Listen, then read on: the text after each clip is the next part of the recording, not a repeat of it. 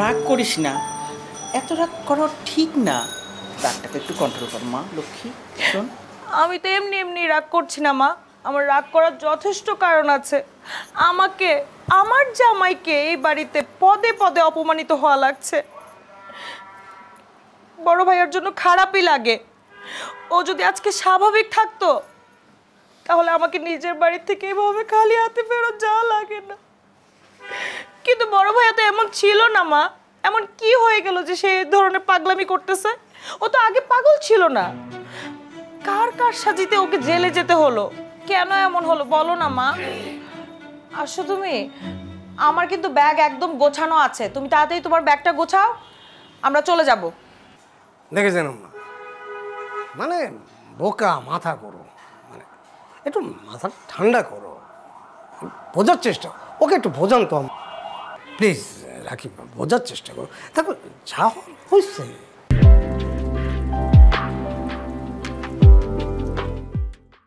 আর এনারা তো কেউ আমার বাইরের কেউ না, ঘরের মানুষ, আপনজন। সংসারে তো টুকটাক ঝামেলা হয়, আবার সেটা তো দূরও হয়ে যায়। এই জন্য এত রাগ করতে হবে বলে। আমাকে এখন এসব বুঝিয়ে লাভটা কি? আমি রেডি বললাম তো, তাড়াতাড়ি নিজে ব্যাগ গোছাও, চলে যাব। আমিও তো রেডি, রেডি না, একদম রেডি। হ্যাঁ, কিন্তু ঘটনা হচ্ছে দেখো, এই যে এখন যদি আমি ফুট করে চলে যাই, হুট করে এরকম রাগ করে বেরিয়ে যাই, এটা কি ভালো হবে?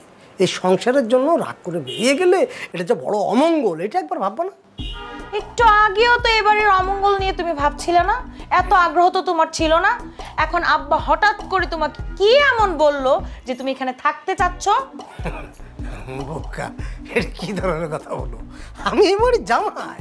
হ্যাঁ, এই বাড়ির মান সম্মান মঙ্গল অমঙ্গল সব তো আমাকেই ভাবতে হবে।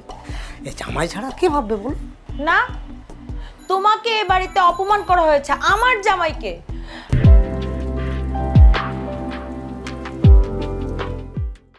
আমি তো এই বাড়িতে থাকবো না। আরে বাবা, রাগ করতেছো কেন? তুমি না একটু বেশি বেশি। আরে আব্বা, আব্বা তো আব্বাই। হ্যাঁ, আব্বা তো অনেক কথাই বলবে, সব কিছু গায়ে লাগাতে হবে। বড় ভাই হচ্ছে শ্রদ্ধার জায়গায়, সব কথা গায়ে লাগাতে হবে। সব ভুলে যা। সবচেয়ে বড় কথা, আমি হচ্ছে এ বাড়ির বড় জামাই। হ্যাঁ, সব কিছুতে অপমান গায়ে লাগালে চলবে? হ্যাঁ, আমার একটা দায়িত্ব আছে। আমার কথা শোনাটাও কিন্তু তোমার একটা দায়িত্বের মধ্যেই পড়ে। তুমি কিন্তু আমার কথা শুনছো না। আমি থাকবো না মানে থাকবো না। শুনবো, তোমার কথাই তো আমি শুনি সবসময়। তো আমি তোমাকেই প্রায়োরিটি দিই, কেন বুঝতেছো না? হ্যাঁ, আমি শুনবো। আমা আপনি আব্বাকে যে বলেন যে আমরা আর কটা দিন থাকবো, আমরা যাচ্ছি না, একদম যেন চিন্তা না করে, একদম প্রেশার বেড়ে যেতে পারে। হ্যাঁ, আপনি যান, আমি বোঝাচ্ছি। আচ্ছা আচ্ছা ঠিক আছে বাবা।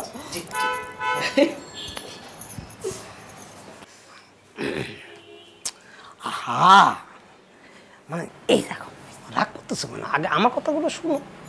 তুমি এটা মাকে কি বললা? হ্যাঁ, আমরা থাকছি মানে? আমরা মোটেও থাকছি না। আর কেন থাকবো? কি কারণে থাকবো? কার জন্য থাকবো? হ্যাঁ, এত অপমান করার পর এই বাড়িতে থাকবো? আব্বা তো তোমাকে কাজটাও দিল না, তারপরে কি কারণে থাকবো? তুমি না আসলে বোকা আছো।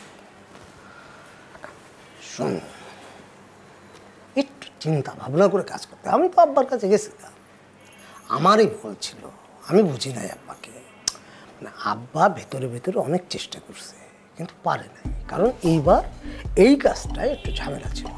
অবশ্য আমি জানি এই কন্ট্রাক্টরিতে না বেশ ঝামেলা থাকে, আব্বার কথা লজিক আছে। আর এখন যদি রাগ করে চলে যায়, সর্বনাশ হবে না? ভবিষ্যতে কিন্তু আব্বা কখনো হেল্প করবে না করলে নাই। আহা পাগল, এই যে তোমার রাগ, এই রাগটা হচ্ছে সর্বনাশ। দেখো, এই রাগ করতে আসছে জানো তোমার আব্বার থেকে। তোমার রাগ আছে, তোমার আব্বারও তো রাগ আছে।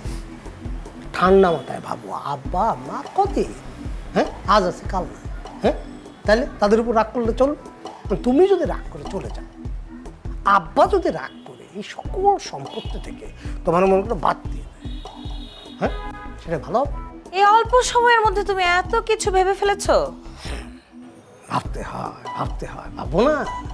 আমি বিজনেসম্যান না, বিজনেস কি এত সহজে? বিজনেসম্যান করো, কন্ট্রাক্টরে আবার বলো বিজনেসম্যান? আরে ওই তো কন্ট্রাক্টরই তো ওর থেকেও বড়। এই দেখো, এত রাগারাগি, এত মেন্টাল প্রেশার গেল এই কিছুক্ষণের মধ্যে। আমার খিদে লেগেছে। আধা ঘন্টা আগেই তো তোমাকে নাস্তা দিলাম। বুঝতেছো না, এটা ঝগড়াঝাটি হলে মেন্টাল স্ট্রেস গেলে কিন্তু একটা খিদা লাগে। কি খাবা বলো? তুমি আগে ব্যাগটা সব প্যাকেজ আগে বলো কি খাবা?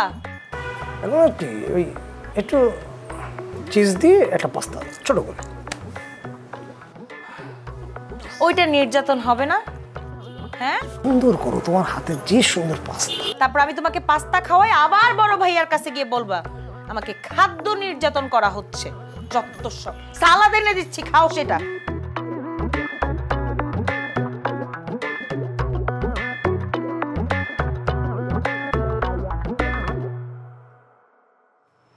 নীলিমার ব্যাপারটা তো আপনি জানেন, ওর ব্যাপারে কি ভাবছেন? আরে বাপু রে, ওর ব্যাপারে ভাবার টাইম পাই নেই আমি।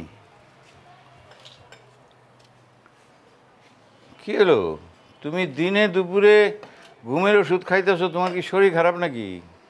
না, ঠিক আছে।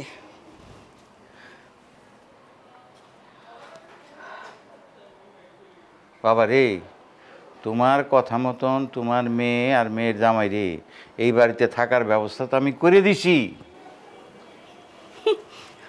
আমার কথা মতো? হ্যাঁ, তোমার কথা মতো। আমার কথা মতো যদি আর কিছু করতেন। আর কি করতাম? রাখি জানতে চাচ্ছিল নিয়াজ কিভাবে পাগল হলো, কার কার সাথে জেলে যেতে হলো।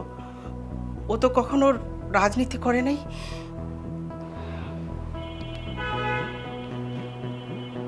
তুমি কি কইছো? আমি যদি বলতে পারতাম তাহলে হয়তো শান্তি পাইতাম। শোনো, আমার দিকে তাকাও।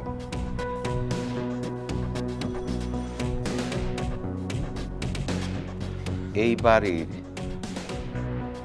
দেওয়ালও আমার হুকুম ছাড়া কোনো কথা আরেকজনদের কয় না। কথাটা মনে রাখো।